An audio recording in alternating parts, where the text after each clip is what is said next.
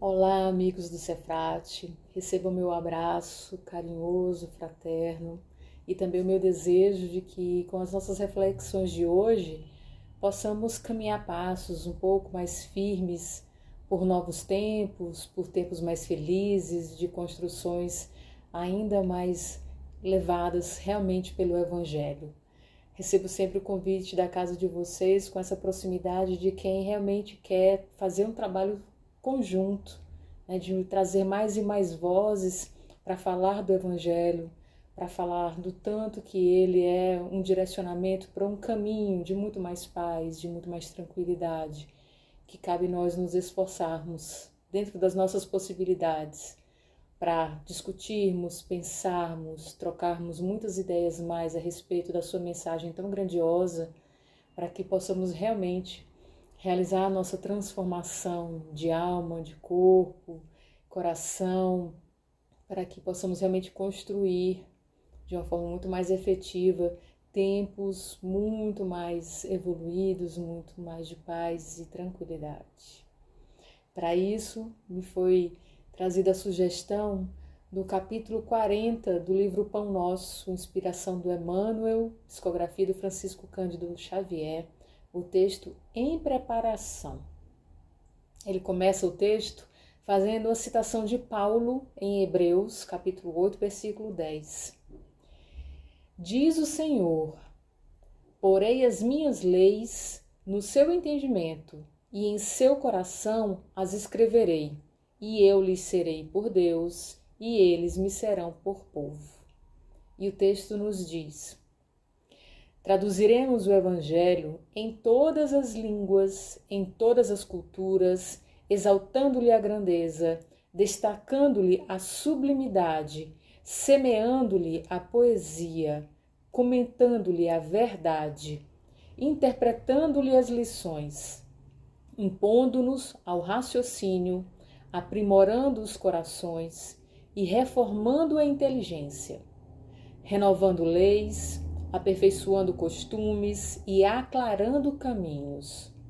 Mas virá o momento em que a boa nova deve ser impressa em nós mesmos, nos refolhos da mente, nos recessos do peito, através das palavras e das ações, dos princípios e ideais, das aspirações e das esperanças, dos gestos e pensamentos. Porque, em verdade, se o céu permite espalhar-lhe a divina mensagem no mundo, um dia exigirá nos convertamos em traduções vivas do Evangelho na Terra. Como anda essa nossa preparação? Quando nós nos dispomos a sermos melhores, a deixarmos contribuições para esse trabalho tão grandioso, como o texto nos fala, né? Essa poesia com sua grandeza, com sua sublimidade. A gente está falando de coisas que estão muito além das que a gente costuma prestar atenção todos os dias. A gente acaba focando muito nas coisas muito concretas, muito próximas da vivência da matéria, né, das preocupações, das ocupações, desse mundo ainda muito mais objetivo. E o Evangelho nos trouxe uma mensagem sublime, que nos eleva, que traz em seu teor um poder grandioso, mas que nos chama o tempo inteiro a nossa responsabilidade, a necessidade dessa nossa transformação real, para que cada dia mais, dentro das nossas limitações, dentro das adversidades que cada um possa estar enfrentando, que possamos colocar tijolinho a tijolinho um mundo realmente de regeneração. Um mundo em que o bem se percebe em cada pequeno gesto, até mesmo nos maiores. Em que o bem prevalece com a certeza soberana de que ele é muito mais forte de que qualquer ignorância, de que qualquer ato ainda alimentado pela maldade. Que possamos construir com essa convicção transformadora um bem que não é mais só o do bem individualizado, do bem particular, mas a consciência de que não se pode deixar de agir pelo bem comum, para que a gente realmente faça uma transformação coletiva e saia desse olhar muito restrito que muitas vezes a gente ainda faz para um comportamento específico, uma atitude, um pagar de contas, como a gente gosta de falar, como se a história de cada um não estivesse conectado e integrado nesse sentido muito maior de comunidade. É o tempo da gente agir, e agir não só nesse olhar apequenado do estou corrigindo as minhas pequenas falhas, mas saber que o meu exemplo, o meu esforço e a minha contribuição pode ser a inspiração que o outro também precisa. Que quanto mais nós tivermos exemplos ao nosso redor, que quanto mais nós estivermos olhando com um olhar mais encorpado de ter não só número, mas realmente congruência nesse agir pelo bem, nesse pensar no bem, falar do bem, mas agir realmente pelo bem, possa estar a olhos vistos por onde quer que a gente passa e possa ser cada vez mais visível no nosso falar, no nosso comportamento, naquilo, na mensagem, na presença que a gente deixa por onde passa. O início da citação já nos chama para o quão universal é essa mensagem. Ele nos fala que as leis, elas são acessíveis a qualquer nível de compreensão. Elas estão ao alcance do nosso entendimento. Elas são esses direcionamentos que tanto nós buscamos, né? Me dá um norte, me dá uma luz, por onde que eu vou. Essas leis divinas, elas não só têm esse poder de nos direcionar por esse caminho do bem, como elas têm uma marca no nosso discernimento, mas estão escritas também em nosso coração. Aonde que eu posso encontrar isso? Nesses direcionamentos dessa mensagem maior que o Evangelho nos traz. E como que eu posso sentir que eu realmente estou agindo baseado no que o Evangelho prega? Se eu conseguir cada vez mais ouvir o que meu coração me fala, sentir de fato, né, as minhas vivências, as minhas experiências, a minha construção enquanto ser individual, mas também social. Então, compreender a fala, a linguagem, a mensagem escrita é um parâmetro só. E ela foi feita de tal forma que realmente pudesse ser tão acessível assim, para que pudesse se multiplicar de uma forma muito mais espontânea, de uma forma muito mais fácil, porque ela está ao alcance da nossa compreensão. E mais ainda, ela está dentro de nós, daquilo que nós trazemos em essência. Então, pensar o que é certo e errado, o que eu devo, o que eu não devo fazer, mais do que seguir parâmetros de conveniências, comodidades ou imposições momentâneas ou contextuais que cada um possa estar submetido, é ter esse feeling cada vez mais conectado com essas coisas maiores. Por isso mesmo ele encerra a citação dizendo: "E eu lhes serei por Deus, e eles me serão por povo." O que a gente entende por Deus? Quem é essa entidade, essa inteligência maior, causa primeira de todas as coisas, que se coloca como uma entidade, como uma posição, como uma luz? Se a gente conseguir olhar, não com esse olhar da obediência que às vezes a gente desvirtua, né, como um ser concreto, um personificado, mas essa compreensão do sentido maior do universo existir e existir com toda essa complexidade e perfeição. É saber que esse ser que se coloca acima disso tudo, não se coloca para ter poder, ou muito menos por se achar, né? Como a gente humaniza muito esse olhar para Deus. O ser onipotente, mas que não quer se pôr pelo poder. Por isso mesmo é um guia, é um exemplo, é uma inspiração. E é de onde provém as leis que realmente são esse direcionamento correto, esse direcionamento que nos leva pelo caminho do bem, da paz, da felicidade.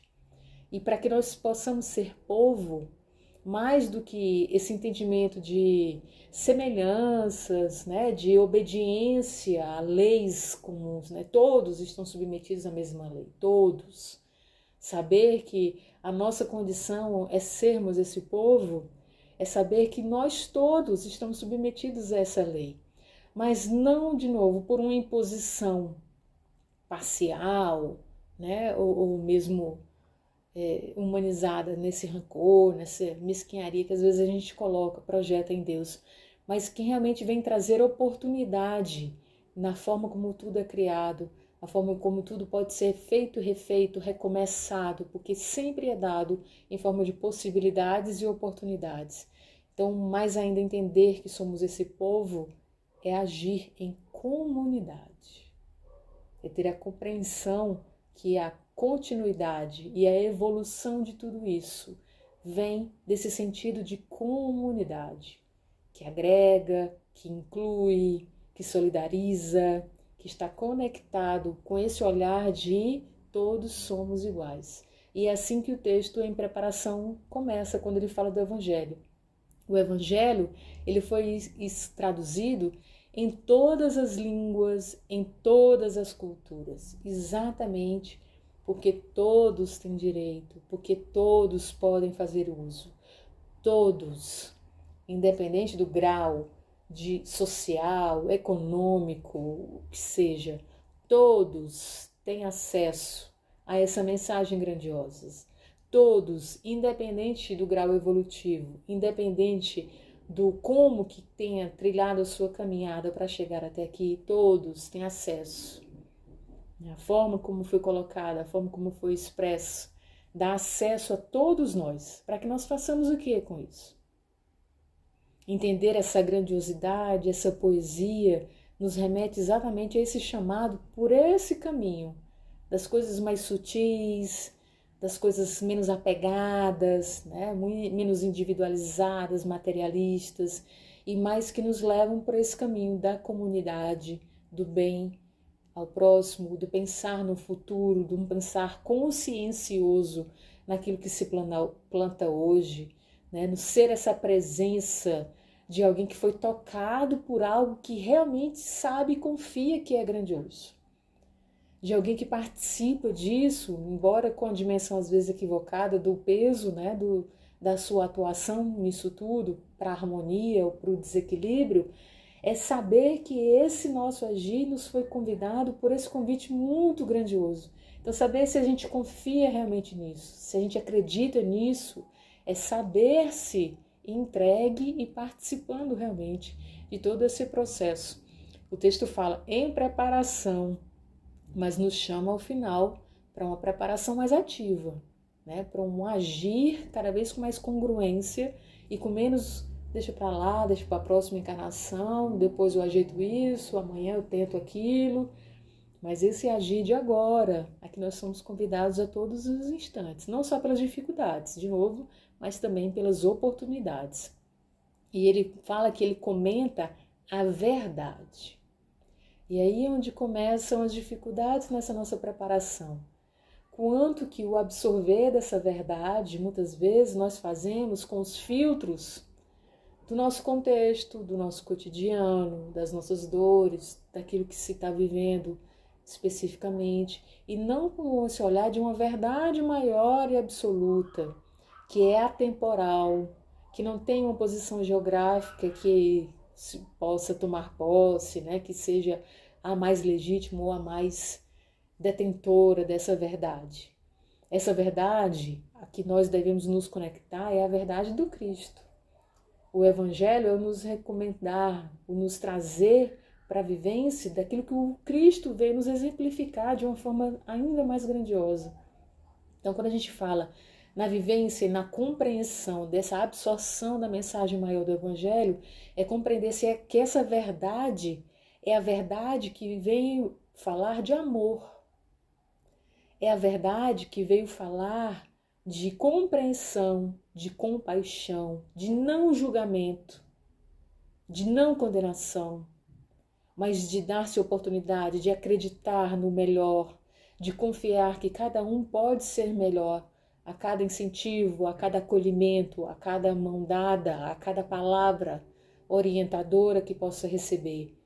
Que cada vez mais nós possamos sair dessa posição de cobrar e esperar receber e possamos trazer à tona, trazer para essa comunidade toda fazer uso disso, essas palavras, essa presença, essa escuta de quem realmente foi tocado pelo Cristo, de quem realmente ouviu suas histórias, se emocionou com elas, se inspirou com toda a sua amorosidade, com toda a sua gentileza, com todo o seu olhar para essa humanidade ainda tão falível, com esse olhar rico de aonde nós podemos chegar, né? Desse direcionamento para a perfeição, desse direcionamento para a evolução contínua, progressiva, respeitosa com a nossa condição. Então, falar dessa verdade é muitas vezes olhar para o contexto, onde a fala concreta da mensagem muitas vezes precisa dessa interpretação da lição, porque cada construção da mensagem passa pelo contexto da capacidade de quem ia absorver, do tempo em que ia chegar, do como que essa mensagem traria essa verdade maior do Cristo, mas conseguindo tocar cada uma das esferas, cada nível evolutivo de cada tempo, de cada pessoa, de cada momento em que realmente ela vem evoluindo, né, na abrangência da sua mensagem em relação a essa verdade. Há um tempo em que não se poderia falar, por exemplo, de fenômenos espirituais, hoje se pode falar com muito mais amparo, inclusive científico, para mostrar que não é uma crendice, que não é algo que alguém pensou e impôs aos outros, mas que tem uma fundamentação, que tem um porquê de existir.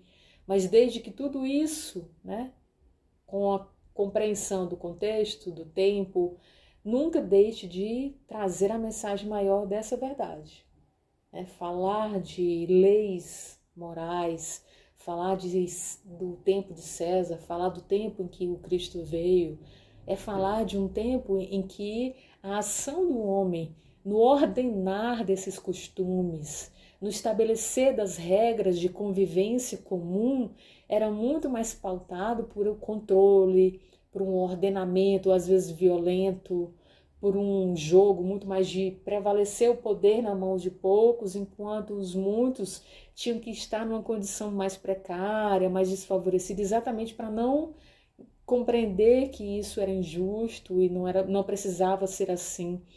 Então, muitas vezes a gente acaba transpondo esse olhar para essa verdade maior, ainda baseado nesses olhares específicos, né, do controle, né, falar de costumes, falar como ele coloca, que o Evangelho ele vem nos aprimorar o coração, reformando a nossa inteligência, aperfeiçoando costumes, renovando leis.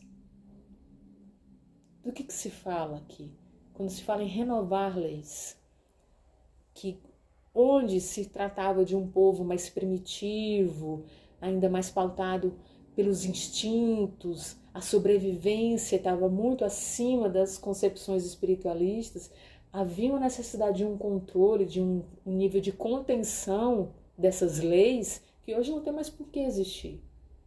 Ou que transformações sociais nós ainda precisamos fazer para que a renovação dessas leis seja compatível com o grau de educação social, moral, espiritual que cada povo tem.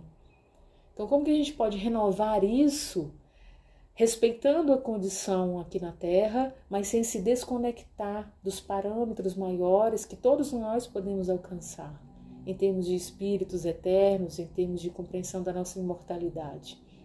Então, quando a mensagem do Evangelho vem nos remeter à necessidade de raciocinar, mais do que simplesmente angariar conhecimentos, né?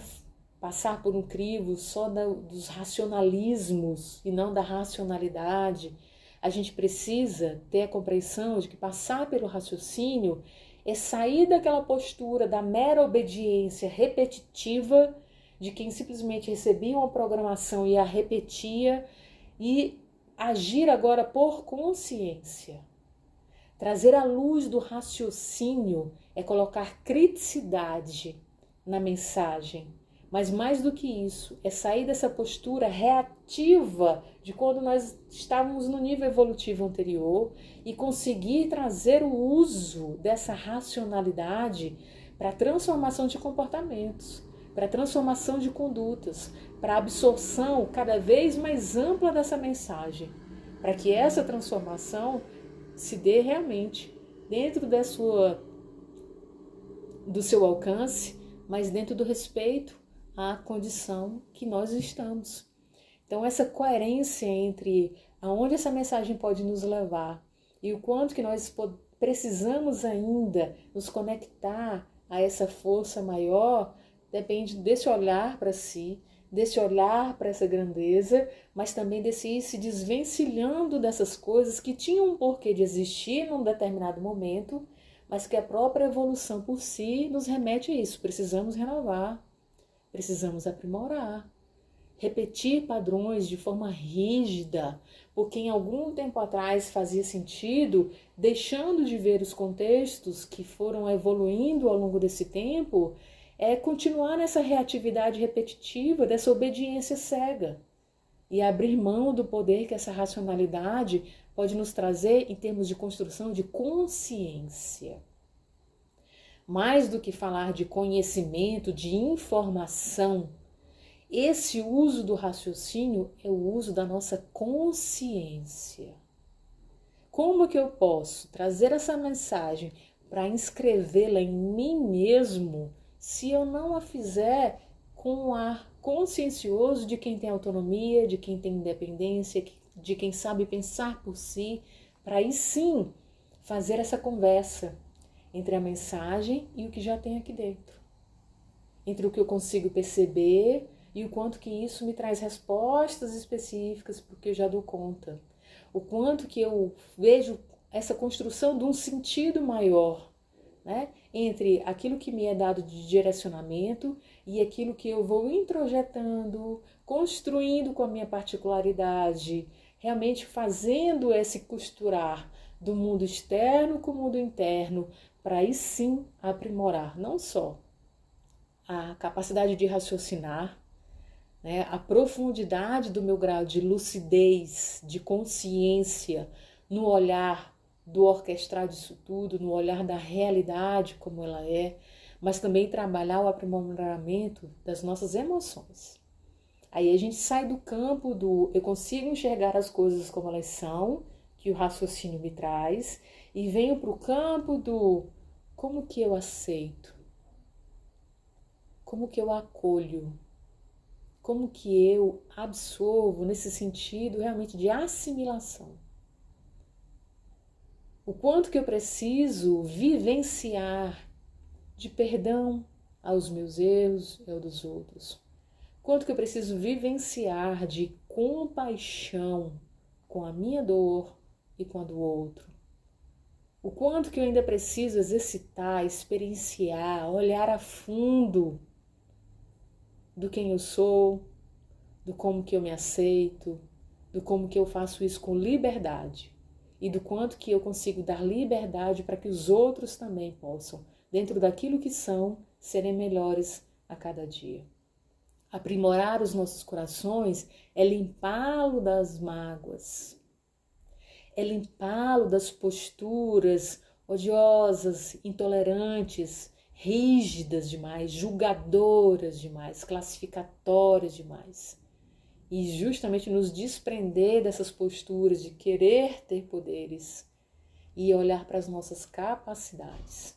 A nossa capacidade de, dentro da nossa humanidade, vivermos esse amor divino que o Cristo veio nos ser um exemplo tão grandioso, mas ao mesmo tempo tão acolhedor e amoroso.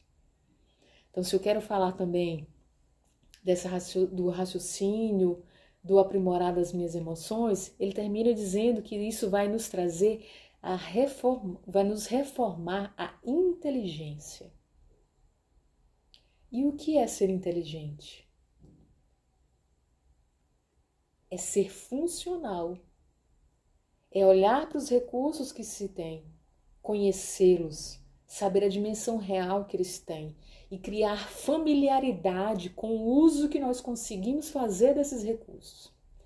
Ser inteligente é abrir horizontes, é olhar o novo, é abrir-se para o novo, para o diferente, para o não costumeiro. E quantas vezes nós vemos posturas de pessoa que se vestem dessa postura do inteligente, porque tem muita informação, conhecimento, estudo, mas que andam como um trilho no trem, sem essa capacidade de ampliar o jeito de ver, de ampliar os caminhos. O texto nos fala que nessa preparação, final disso, de se renovar as leis, aperfeiçoar costumes, que é a prova que a gente está saindo desses controles, a gente está saindo dessa inconsciência desses automatismos e está aí sim agindo como seres que têm livre-arbítrio, que têm consciência, que têm autonomia, independência para evoluir de fato. E aí ele nos fala que isso vai aclarar caminhos. Não tem um caminho só. Quantas e quantas vezes a gente traz um cunho punitivo, julgador, persecutório, moralista, muito dessa coisa de um rígido caminho, só pode ser assim. Eu só vou amanhã ser melhor se eu fizer exatamente aquilo que aconteceu comigo. Eu só vou pagar uma conta de um erro que eu cometi se eu fizer exatamente a mesma coisa. Um olhar tão enrijecido e limitado para só tem um jeito, só tem um caminho, só tem uma fórmula. E não é assim. A fórmula maior é essa, da consciência do que somos e do aonde podemos chegar se nos direcionarmos para essa verdade, que é a vivência real do que o Cristo nos ensinou. Agora, essa condução do só serve se for o que foi ditado, aquele apego à letra fria, é que nos remete ainda a algumas posturas mais primitivas, ainda lá pautadas nos instintos de sobrevivência, menos no que o próprio Evangelho nos coloca, né? No perceber nossas sensações e nos direcionarmos para essa escuta mais aprofundada dos nossos sentimentos, para aí sim vivenciá-los com toda a utilidade, com todo o benefício que eles foram criados para nos trazer. E ainda mais, se eu olho para essa funcionalidade, para essa independência desse ser que age com autonomia, com confiança desses caminhos que são abertos, eu estou falando que a gente está vivendo exatamente esse momento em que a boa nova não é mais aquela coisa do julgar moral, mas é exatamente esse viver, porque fizemos essa introjeção, fizemos essa construção da nossa fé, fizemos a construção daquilo que nós acreditamos de fato, que serve de pilar para o nosso melhoramento. Quando a gente fala, por exemplo, de julgamento moral, em termos de evolução espiritual, a gente sabe muito bem que os dois piores vilões, né, que nós devemos direcionar as nossas forças para combatê-los, são exatamente o egoísmo e o orgulho. Aí a gente olha, uma pessoa que é egoísta ou orgulhosa é aquela pessoa que é má, que é moralmente atrasada. E eu confesso a vocês que eu tenho visto com uma frequência muito grande pessoas que não são más, pessoas que em sua essência são boas, são capazes de levar o outro em consideração, são capazes de ter respeito genuíno, são às vezes não tão habilidosas, mas são pessoas que querem o bem e até gostariam de fazer mais coisas pelo bem, mas se desacreditam tanto, estão tão, até às vezes por consequência desse controle todo, né, que são submetidas, pessoas que vivem com medo, que vivem se pautando por culpas, por vergonhas, por conta do quanto que foram cobradas nesse padrão muito rígido. E elas estendem isso, nesse comparar-se com o outro, né, mas o que o outro vai pensar, nessa preocupação com essas qualificações, né, essas classificações que muitas vezes deixam de fazer esse olhar respeitoso consigo, de tanto que está preocupado com imagens, e aí acaba indo para o direcionamento do se fechar nesse medo, nas suas inseguranças, nos seus machucados, e aí vão criando exatamente essa couraça que o orgulho e o egoísmo são. Muitas vezes nós temos pessoas machucadas, feridas, que a sua couraça as fecha em casulos tão estreitos, né? A danada zona de conforto, que não tem nada de conforto, nada mais é do que essa tentativa de se refugiar daquilo que elas temem, daquilo que elas interpretam como uma ameaça, simplesmente por ser algo que elas não experimentaram, não se permitiram viver, ou acreditaram que não mereciam, ou acreditaram que não era para elas viver, porque lhes foi tirado por diversos motivos, nem sempre os melhores. Então, nem sempre o olhar da postura orgulhosa, a gente vê o comportamento final. Ai, que atitude orgulhosa, olha quanta vaidade. Olha como essa pessoa está querendo ter poderes sobre a sua realidade que ela não tem. Olha como essa pessoa está sofrendo porque está batendo o pé, né? Ali marcando o passo em cima de uma situação simplesmente porque quer ser algo que não é o que ela é. Porque acha que ser o que ela é algo muito pequeno.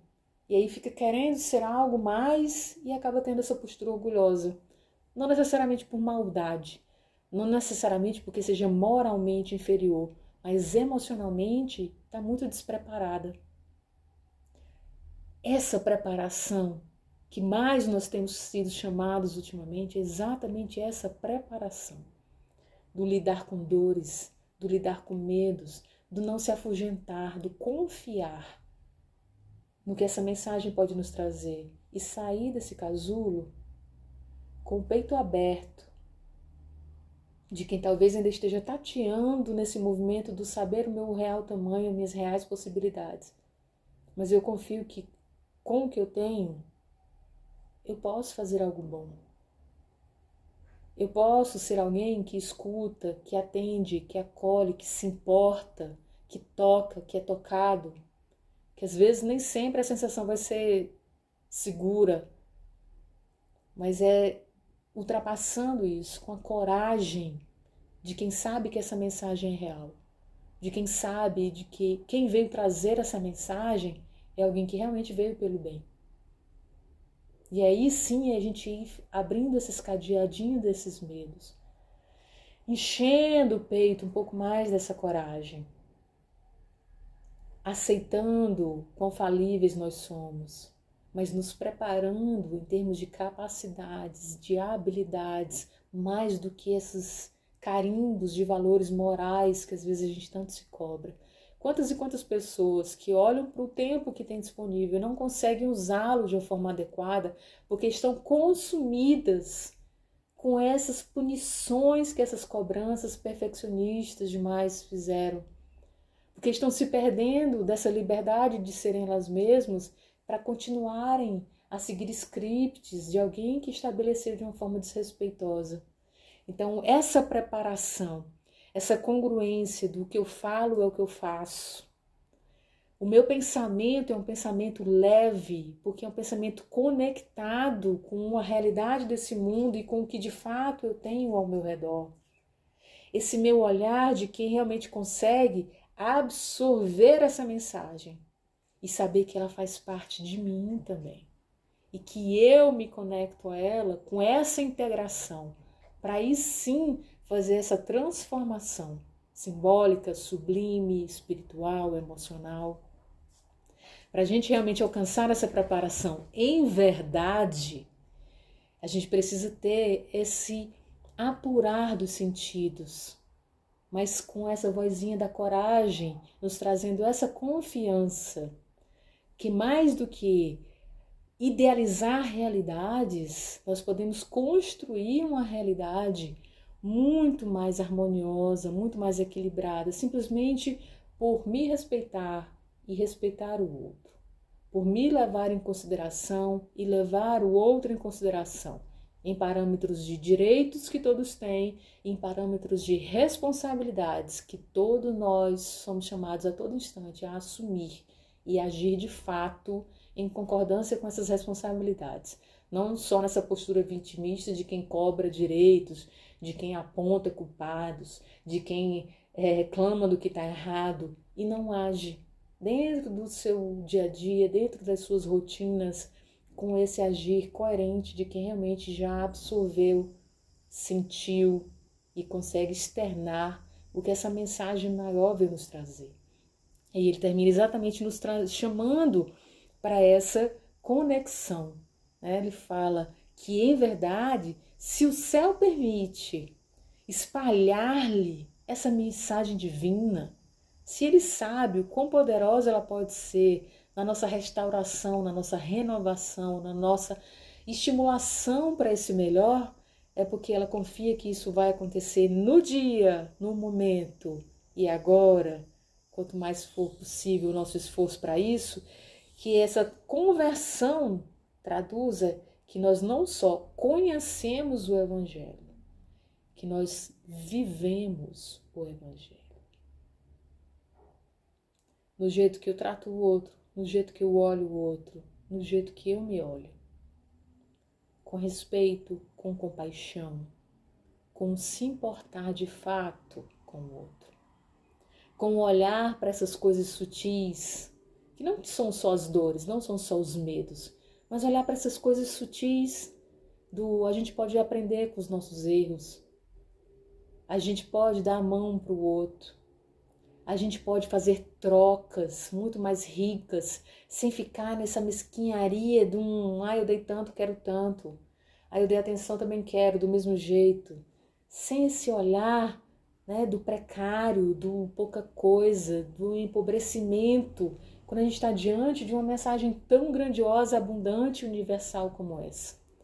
Mas compreendamos sempre que essa mensagem que nos leva para o caminho do bem é a mensagem do viver o amor do cuidado, o amor da atenção, o amor do respeito, o amor da aceitação. Não só esse amor que cobra, que julga, que exige.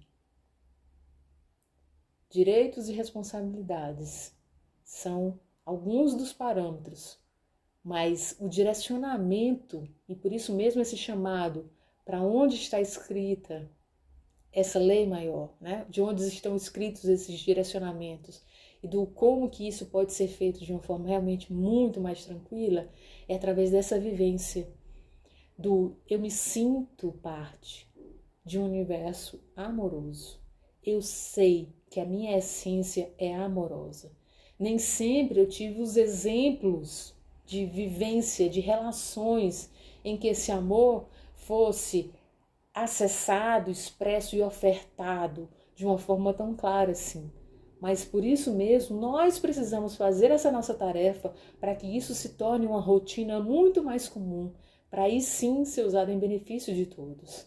Então, se nós queremos e precisamos sair desse nível ainda tão elementar dessa preparação, desse desculpismo, né?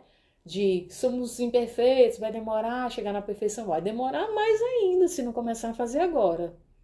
Então, o meu convite, como muitas vezes já foi aqui com vocês, não é o de alguém que está acima, que sabe de muita coisa, mas é alguém que dentro das suas limitações procura enxergar o amor em todos os símbolos que estão mais próximos do Cristo. E se eu vejo isso numa borboleta, num passarinho, num cachorrinho que se mete aqui no meio da conversa, não é porque eu sou um ser diferente de qualquer pessoa, é porque esses são elementos que estão próximos da minha realidade e que eu uso para me tocar, e que eu uso para curar as feridas que eu possa ter, e que eu uso para acessar o amor que eu sou capaz de ter e ofertar para quem passar pelo meu caminho. E da mesma forma que os recursos que eu tenho são do meu olhar, o de que cada um tem pode ser. Pode ser uma lua cheia que está brilhando ali fora no céu, pode ser uma conversa amiga com o vizinho, pode ser uma música que tocou, você há muito tempo queria ouvi-la, qualquer sinal pode ser um chamamento e uma confirmação de que a gente está no caminho certo se a gente começar a ter essa dimensão do quão grandiosa é essa mensagem do Evangelho, do como nós fazemos parte dela e do quanto que nós precisamos fazer mais por ela. Então, em preparação, como o Emmanuel nos trouxe junto com o Chico, é para a gente olhar que a gente tem uma linha a seguir, mas que com certeza a verdade maior do aonde nós podemos chegar vem desse sentir, desse viver de fato o Evangelho em toda e qualquer oportunidade. Viver o Evangelho, não só na dor, não só na dificuldade, mas também na alegria, na felicidade, no prazer, no contentamento. Compreender que viver o Evangelho não é só querer olhar a realidade do jeito que a gente quer, mas exatamente acessar a nossa realidade e transformá-la para o melhor, não só do que eu quero, mas do que é o bem de todos nós. Que esse olhar fraterno nos toque, nos mobilize, para sair dessa postura, desse em preparação, como uma condição ainda muito anterior a que a gente já pode alcançar. Precisamos de ação, precisamos de congruência entre o falar e o agir, mas precisamos também de humanidade nesse sentir. É isso que eu queria deixar de mensagem para vocês nesse olhar para a nossa preparação. Somos caminhantes eternos, temos muito a aprender. Então vamos olhar para o novo que venha com esse olhar posso saber o tanto que eu souber, sempre vai ter mais a descobrir, sempre vai ter mais a viver, sempre vai ter mais a experienciar. E que isso me leve cada vez mais a essa vivência de um bem, cada vez mais efetivo, cada vez mais transformador e cada vez mais acessível a todos nós, indistintamente. Que Deus esteja com vocês, que possa tocá-los, acolhê-los e inspirá-los nessa caminhada, cada vez melhor preparada e cada vez mais seguindo e sentindo esse amor maior. Que Deus nos ampare e nos auxilie sempre.